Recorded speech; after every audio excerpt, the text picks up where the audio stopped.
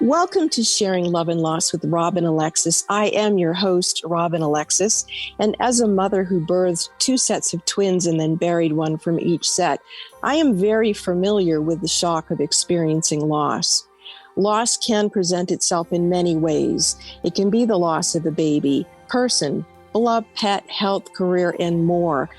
But we all have to learn how to deal with loss. So how do each of us in our own unique ways cope with loss? This show is an opportunity for our guests to share with us the experience of what they lost and how they coped through it.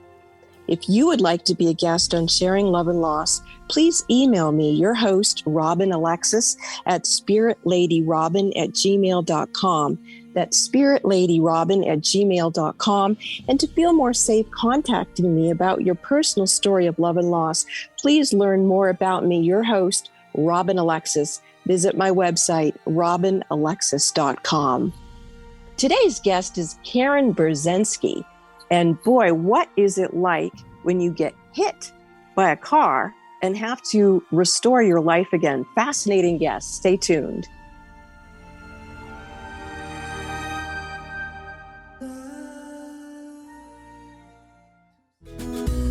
Crave freedom with joy in your life? Have you ever wished for a life of ease in your mind, body, and soul? Giving and receiving love, Joy Air is a certified emotion code and body code practitioner, and she's accepting new clients now. Call her at 360-582-6595 to find out more about her work and to schedule your appointment. Experience freedom with joy. Call her at 360-582-6595 now. She is amazing. This is Robin Alexis, and I am very, very excited to share with you my new book, Raising Humanity, Why We All Must Remember. It's a book about choosing love. There's 21 inspiring stories by different authors, including myself. The book can be found at Amazon.com. That's Raising Humanity, Why We All Must Remember. Join Mystic Radio for past lives, people, and pets every Wednesday at 12 noon on KKNW 1150 AM. Every Wednesday, you can call into Mystic Radio for a past life reading or a spiritual healing for you and your pets. Robin Alexis is an exceptionally talented intuitive who's identified hundreds of people's past lives. Nels Rasmussen is a renowned spiritual energy balancer who is adept at remote healing for you and your pets. Join us Wednesdays at 12 noon from Mystic Radio on KKNW 1150 AM.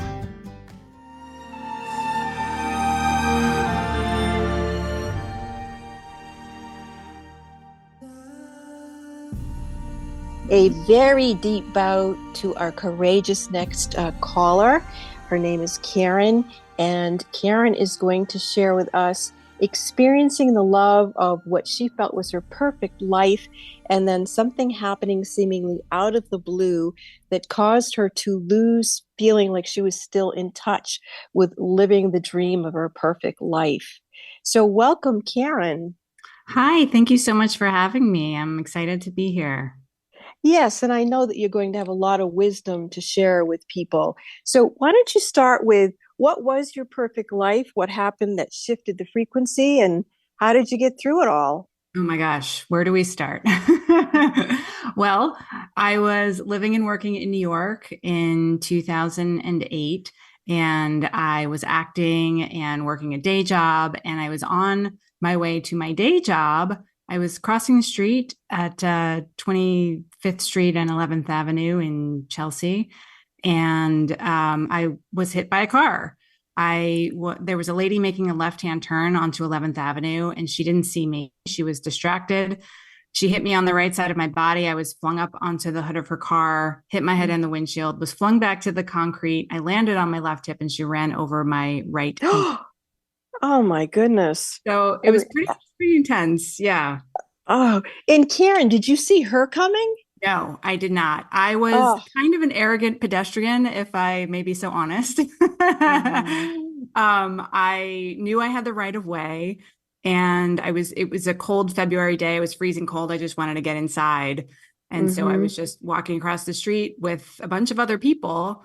And, then out of nowhere, this car slams into my body. And it was so funny. The only thing I really remember about that specific moment was the moment of impact. Like I can still hear the sound of my body when it went up onto the car. And I had this split second thought of, this is not good.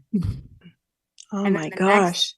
Which I didn't really even remember until a few years later, but and then I just found myself sitting in the middle of the street. I don't remember anything in between, and a crowd of people gathered around me. And I just remember looking right and thinking, oh, shoot, I just got hit by a car and now I'm going to get run over because I saw all the oncoming traffic coming. Oh, of course, that didn't happen because terrifying. there were a group of people around me and people saw what happened. And then, there was an ambulance there, and like what felt like just a split second and another second, there was a cop in my face asking me what the date was and where I worked and who the president was. And then I was taken to St. Vincent's Hospital, which no longer exists. That's scary. Yeah. And I almost hyperventilated in the ambulance, but all in all, I was very lucky. No broken bones, no fractures. I had herniated discs in my upper and lower spine, bulging/herniated discs, but a tremendous amount of pain in my left hip and my right ankle. And then over the course of the next few weeks and months, what started out as left hip and right ankle pain started to morph into this like all over my body pain. And I didn't know that could happen. I thought like the pain that I started feeling in my knees and like my neck and my back were unrelated to the pain that had happened because of the accident in my hip and my ankle, because I had no idea how interrelated everything is in your body. So I just thought like God was punishing. I didn't know what to think. I was like, how is all this stuff going wrong? All at the same time. This is so weird. And I was just, I was a very active person. I was doing yoga almost every day. I did Taibo. I ran around the city for miles at a time. And I tried to keep doing that after the accident, thinking, oh, I'll just mind over matter this. Like, this isn't going to take me down. Like, this is just, a step on the path, whatever. I'll push my way through it. I'm from Jersey. I was born in Queens. I'm tough. I'm going to figure out, how to just keep going and not let this get me down. And I realized that my body is very powerful, much more powerful than I thought it was. And I was forced to stop doing pretty much all physical activity, which was very, very hard for me because that was such a stress relief for me. And it was a meditative thing for me. And I had to let that go.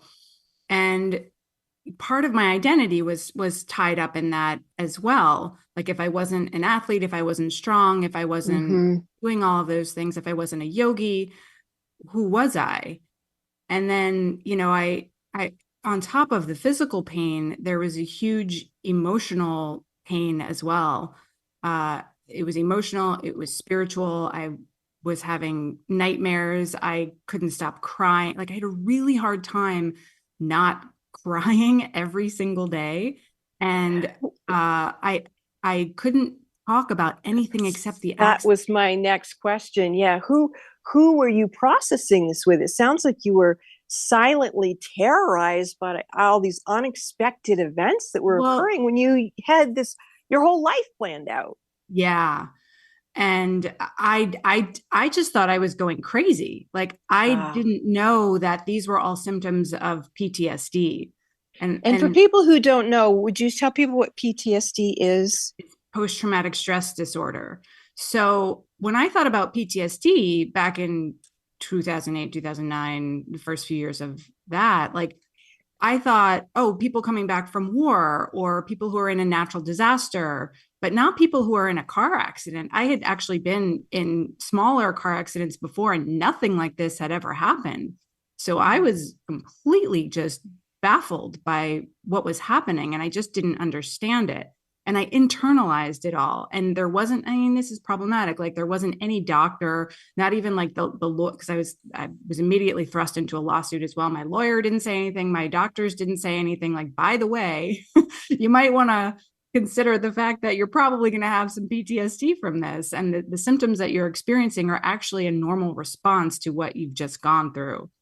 And I think that's a vital piece of information that you're giving to our listeners who go through events where there's no like boundaries or format of understanding, comprehending what can be the implications of a traumatic event. And like you said, sometimes a traumatic event will happen and it's not the one that throws you off your balance. But in this case, it impacted you body, mind, and soul. Mm-hmm. Yeah. Yeah, because not only was I thinking about my physical body, but I started asking myself questions about how this was going to impact my life in the next year, the next 3 years, the next 5 or 10 years. Mm-hmm. Because if my body wasn't going to function in the way that it used to, then in turn, I would have to reevaluate everything I thought I was going to do in my life moving forward, which was another trauma on top of the trauma. I was 29 years old when this happened, so I was super young. And to think like my life now was not going to be what I thought it was going to be was grief, wrenching, terrible grief, terrible grief. Have you ever gotten that grief out of your body? Well, yes. I think I probably still carry a little bit, but I've gotten a tremendous amount out. And that didn't happen until I realized that I had PTSD after I talked to a behavioral health counselor on the phone about an unrelated issue. And she's the one who finally clued me in. And she's like, you might want to read this book. And I was like, oh my gosh. I don't even remember what the book was, but she recommended some resources, and she said, that's the clear signs of PTSD. And I was like, what? And so I dove down the rabbit hole of like learning more about that. And even just the intellectual understanding of what was going on was like such an energetic load off of my shoulders. Because you knew you weren't crazy. Exactly. Yeah. Exactly. Yeah, let's just go to break right now, and then let's come back and find out how did Karen, after she realized she wasn't crazy, get to the other side of all this so that she's actually on the show with us, telling us how we can move through love and loss if we're experiencing things similar to Karen.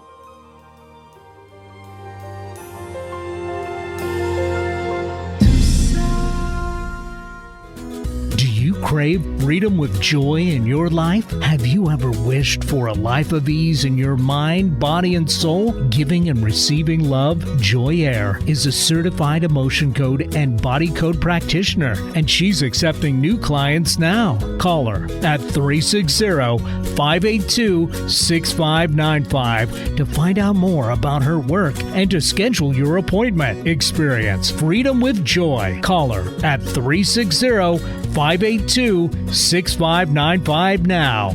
She is amazing. This is Robin Alexis, and I am very, very excited to share with you my new book, Raising Humanity, Why We All Must Remember. It's a book about choosing love. There's 21 inspiring stories by different authors, including myself. The book can be found at Amazon.com. That's Raising Humanity, Why We All Must Remember. Join Mystic Radio for past lives, people, and pets every Wednesday at 12 noon on KKNW 1150 AM. Every Wednesday, you can call into Mystic Radio for a past life reading or a spiritual healing for you and your pets. Robin Alexis is an exceptionally talented intuitive who's identified hundreds of people's past lives. Nels Rasmussen is a renowned spiritual energy balancer who is adept at remote healing for you and your pets. Join us Wednesdays at 12 noon for Mystic Radio on KKNW 1150 AM.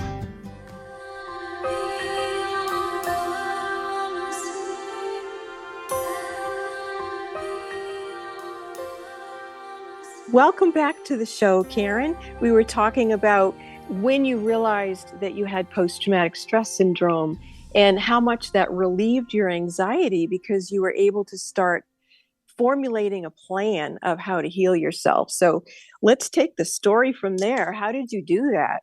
Yeah, I mean, I didn't know how to do that. It was just trying different things one step at a time and looking for resources wherever I could find them. I happened to meet a life coach somewhere in that journey, and she told me about this guy named Dr. David Berceli, who teaches this thing called TRE, trauma releasing exercises. Hmm. And do you know, are you familiar with it? I've heard about it once from another person, so please continue. Yeah, it's basically a series of 7 different exercises that are specifically designed to get your body to tremor in a safe way, the way that your body is actually designed to tremor after it goes through a trauma. So, you know how, like, when ducks get into a fight and then they just go, then they ruffle their feathers and they, swim in opposite directions. Yeah. That's like a natural trauma release. Their body is actually getting rid of that trauma from the little spat that they had, and then they're, going on their way. Hmm. And that helps facilitate the processing of all of that energy. But so that's how they get their ducks in a row. Exactly. They're very wise, those ducks. Yeah. So they honor the trauma and they go through that body response mechanism. Yeah. So like when you started doing that, did you do that in a group? Did you do private sessions? How'd you do that? So it's funny because I did it in a workshop, in a group setting. But what was interesting is that everyone else in the class could shake except me. And I was like, I went through this whole weekend and it sounded so great and I got it on intellectual level, but for some reason I had a really hard time shaking. And I was like, what is going on with me? And then of course I logged it as like, here's one more thing that I can't even do, like lay on the floor and shake with other people. So there was that on top of it too. But so I wanted to try this again after that one workshop. And then I saw that David was going to be at Esalen in Northern California on a longer retreat style retreat. And I signed up. And it wasn't until that retreat that I started to understand really like how to move forward. Because at that point, I had gotten enough of an intellectual understanding of knowing that the physical pain wasn't just about the physical injuries. It was so much about the emotional suppression of the grief and the fear and the sadness and the lost dream and the, what's my life going to be now moving forward, and all of that I had shoved down inside of my body and didn't know how to let go of, and also didn't feel safe enough to let that go, to let it come up and out. So well, your description of everything you've gone through and your fortitude to find what worked to get your bearings back, that is such powerful self-love and self-care. I'm really, really impressed with that. And now here you are sharing a tool that can help other people. So why don't you mention again that doctor's name in this procedure, so that if somebody's listening and they want to also do what you did? Yeah, his name is Dr. David Berceli, Berceli. He's an absolutely wonderful human being. I believe he's retired at this point, but he has some wonderful facilitators around the world who are doing this work with veterans and anyone who's gone through any kind of trauma. But also on that retreat, I met a man who was an EFT master, and this is where things really shifted for me. So EFT is emotional freedom technique. It's tapping on the body, and it's another way to release the emotional stuff that you've been holding in. And I met this man and he said, do you want an EFT session? And I was like, at this point, I'll try anything, even tapping on my face to like try and get rid of the physical pain. Yes. Let's see what happens. I'd heard of EFT at that point, tried it, didn't work for me. And I was like, I'll put it on the back burner, get back to it. So anyway, I have this session with this guy whose name is Victor Lee Lewis, who is absolutely incredible. He lives in Northern California. And over the course of about 90 minutes together, there were about 4 of us in a group.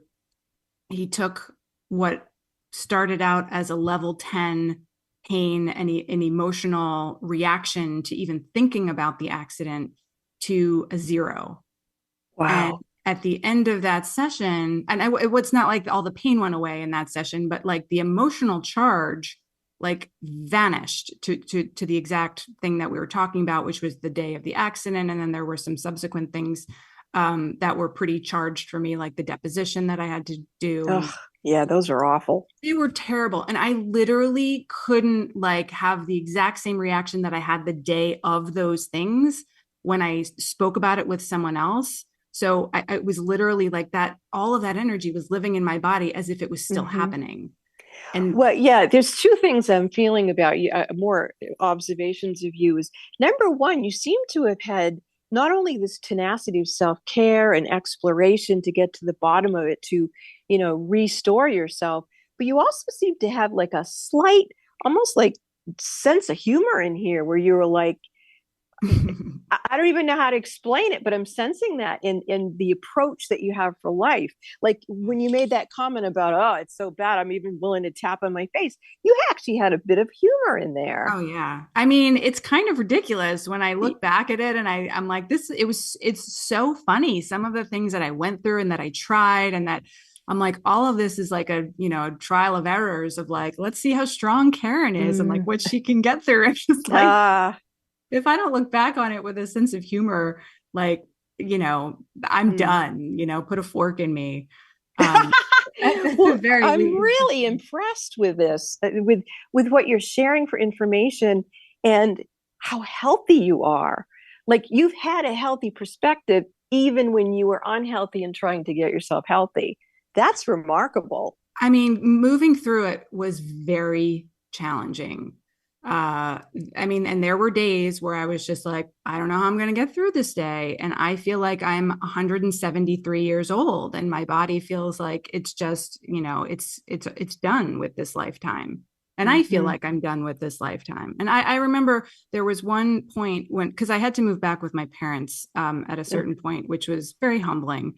Yeah, I Um, had to do that at one point too. but you got to Yeah, do what you got to that's. do. And I just Mm. remember thinking like, why don't you want to just, call it?